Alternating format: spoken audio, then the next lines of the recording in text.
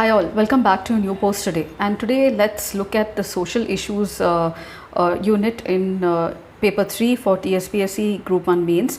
Today let's look at regionalism and let's look at some of the examples of regionalism. Very recently we had the Khalistani issue making news, and also the Greater Naga limb, which is being demanded by the Naga Socialist Council.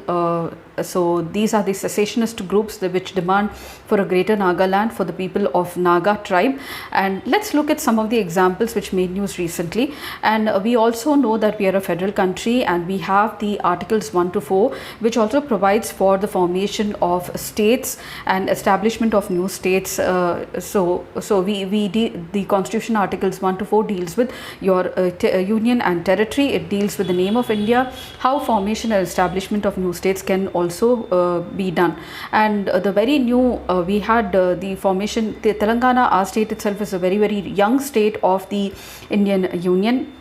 We had the Jammu and Kashmir state being converted into a union territory with two union territories, that is Jammu and Kashmir and Ladakh. So this is not the first example where a state has been changed into a union territory, or there is a demand from Delhi union territory, especially by the Aam Aadmi Party, that they want statehood. Let's look at some of these examples quickly. First, let's look into what exactly does the term regionalism mean. So we know that we are a federal country, and why suddenly this term called as regionalism. So it is not only an important topic in your group 1 TSPSC, but also with regard to UPSC as well. When people have excess of common identity or relationship with the region, and rather than the whole country as self, or they have a lot of affinity towards the region because of linguistic region, cultural region, historical regional ethnicity, caste, race, etc., this phenomena is called as regionalism. So it is an expression of a common sense of identity and purpose by a group of people in a region with a specific geographical region for more affinity towards that region than the whole of which they are a part of. So India is made of different regions, where we have geographical regions because based on the landforms, the physiographic features, the climate, etc. We have cultural regions based on different cultures, race, ethnicity, religion, etc. We have different regions on the basis of historical. So we have the southern kingdoms southern states who have been part of the southern kingdoms, the northern states who have been part of the northern kingdoms, though the whole country has experienced the common phenomena of colonialism.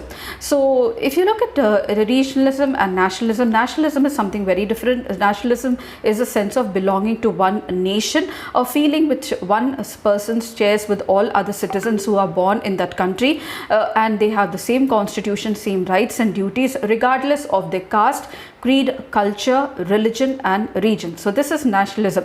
So when people start identifying more strongly with a region rather than a nation, it is alleged that nationalism is undercut and given less importance, and more importance is given to that particular region, or in the form of regionalism. Regionalism glorifies the heritage of one particular region and one particular culture or one particular language, and this may lead to formation of multiple communities within one nation. In a positive sense, it encourages to develop a sense of brotherhood where the people stay in that region, and oneness which seeks to protect the interests of a particular region and promotes welfare and more development of the state and the people. But it has a negative sense also. In the negative sense, it implies excessive attachment to one's region, which is a great threat to the unity and integrity and fraternity of the nation or the country. Let's look at one of the definition. So Marshall E. DeMock says that regionalism as a clustering of environmental, economic, social, government factors to such an extent that a distinct consciousness of separate identity develops within the whole, and a need for autonomous planning, a manifestation of cultural peculiarities and a desire for administrative freedom are recognized and actually put into effect. What are the characteristics of regionalism? So regionalism is conditioned or featured by economic, social, political, cultural disparities. Regionalism at times is a psychic phenomena as well. It is built around the expression that a group of people have their loyalty to that particular region than the nation as a whole, and they think that the development of the nation is because of the goodness of that region and the people of that region. Or sometimes they feel that though they have contributed a lot, they are being neglected at the cost of other regions. Regionalism presupposes the concept of development of one's own region without taking into consideration the interests of other regions. So the interest in the development of their region is more in comparison to the other regions. They do not consider the interests of the other region as theirs. So the more of affinity or brotherhood is towards the people of that region and development of that particular region. Regionalism prohibits the people from other regions to be benefited by that particular region. So they see themselves as separate, and therefore they do not encourage interdependence or sharing especially. We know we share there is interstate trade in India. We know that the rivers also are interstate. So most of the rivers, major rivers especially, are interstate. We find regionalism even in interstate river water disputes as well. So this it was because regionalism started when the demand for a separate state of Andhra was done by our leader of freedom fighter Sri Potti Sriramalu, and because of his demand, the Andhra state was formed on the linguistic basis, and thereafter where all the states of India were formed on the linguistic basis. Regionalism beyond a point can lead to secessionism, and it can be as strong as the demand for a separate Khalistan or a land for the Sikhs in Punjab. Regional movements can be of different types, as I told you. Secessionist, it involves regionalism, which involves militant and fundamentalist groups advocating a separation from India, and this is based on the ethnicity or the cultural factor, etc. So for example, the Khalistani movement in Punjab, they want a separate land for the Punjab, especially for the Sikh people. Separatism is a demand for a separate statehood within the Indian Union, and separate statehood demands are not new in India. We ourselves had a separate statehood demand, and we wanted a separation from Andhra. So therefore we see the Nagaland, the greater Nagaland, it is also a secessionist movement. They want a separate flag for themselves as well. The Islamist fundamental groups in Jammu and Kashmir, the Union Liberation Front of Assam fight for a Bodo land. These are some of the examples of dimensions of regionalism as well. Other similar demands include the creation of Bodo land by the Bodo speakers of Assam, Gorkha land for ethnic Gorkha, that is the Nepali people in West Bengal, Bundelkhand state covering the part of Madhya Pradesh and Uttar Pradesh for promoting the development of the region which is backward. Demand for full statehood, for example, the National Capital Territory of Delhi wants a full statehood. It does not want to be a union territory. There are demands from Jammu and Kashmir to return back to statehood, and also Ladakh as well. Demand for autonomy. So since 1960s, with the emergence of many regional parties, there is the demand that states should have more powers than the center, and this has been gaining more strength because of regional parties that have been developed, and they want to wield more power. So several states like Tamil Nadu, Punjab, Andhra Pradesh, West Bengal have continuously been demand for larger powers to be given to the state. So much so that our very own Chief Minister called for abolition of the office of the governor because it is interfering with the administration of the state. Demand for regional autonomy within the state. There is some states where people belong to different regions within that state, and they have been demanding recognition for regional identities. The genesis of such demands lies with the regional imbalances, because some regions are more developed in the state, other regions are left backward due to multiple of reasons for this, and this is also one of the reasons for inefficient planning as well, and concentration of more population, investment, resources in one particular region, which leaves out the other regions. For instance, in the erstwhile state of Jammu and Kashmir, there was a demand by the Ladakhis for regional status. Now, what is the cause? So we have just seen so many examples or the methods of of putting across the sense of regionalism. What exactly is causing this growing regionalism in the country? Historical geographical isolation of many regions, insider outsider complex, so based on inferiority complex of some of the people which are not treated as a part or as a part of India. You show differences based on regional, language, ethnicity, etc.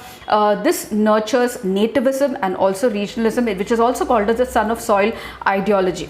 Uneven development. When development is concentrated only in few regions and always recurring only in those regions at the cost of other regions which are left behind. This continuous neglect of a region deals to internal colonialism, and despite being rich in natural resources, some regions remain economically underdeveloped. For example, Chhattisgarh, Jharkhand, Odisha are very, very good examples. This is one of the reasons also. Ill-conceived top-down approach, especially for development and planning, and survival of one region at the cost of the other, makes them feel that they are being looked back. Imposition of an ideology that might be in conflict with the ideology of the people of a particular region. This will have that they have been possessing for a very long period of time, and this leads to separatist tendencies or regionalism. Linguistic aspirations and expression of ethnicity have long remained a formidable basis for regionalism, and only the accommodation of multiple aspirations of the diverse sections of the population in the country and the diverse regions also is very, very important to cut the root of regionalism in the country. Regionalism definitely is not at all fully negative. There are positive aspects at all, but when regionalism goes on to the extent of separatism, secessionism, an extremist activity, etc., revolt against the government, then that takes a negative term and also have negative effects as well. Fostering involvement of the state government in India in economic policy making, especially using a bottom-up approach, which is very, very important. Regionalism cannot be regarded only unhealthy or anti-national phenomena, as I said, unless it takes a militant, aggressive turn to encourage the growth of secessionist tendencies. Greater need is there for effective implementation of all the policies of the government, both at the center and the states, and there is a need to foster the spirit of brotherhood very strongly. Apart from that, there is a need to skill the people on the relevant skills that are needed for the industry and the market, and also to develop and see the strength and the weaknesses of all the regions on the same pedestal, so that we know what are the strengths of the region and the weaknesses of the region, and there can be work done on the weaknesses as well to bring the regions on par of the others. Definitely all regions are not one at the same. Some have strengths, some have weaknesses. The strengths can be developed and the weaknesses can be dealt with definitely through effective planning, monitoring and implementation. And there is a need, as I said, to foster brotherhood and love for one another in the country, especially patriotism is more important. Also, as I said, identifying strengths and weaknesses of the state and UT and working effectively can only develop the states and UTs on an equal whole, because only the developed states and the union territories will lead to a developed India, which is the aspiration of a Prime Minister Narendra Modi by 2047, that is the 100 years of independence. So unless all the states and the union territories are developed equally on par with other regions which are growing and developing, we cannot expect the whole of the country to be developed. So development has to be equal, it cannot be unbalanced or imbalanced. So I hope this topic was really helpful to you all, and you did really understand some of the major points of it. And if you did, please do like, share, subscribe, and I shall see you in my next post. Until then, it's very happy learning.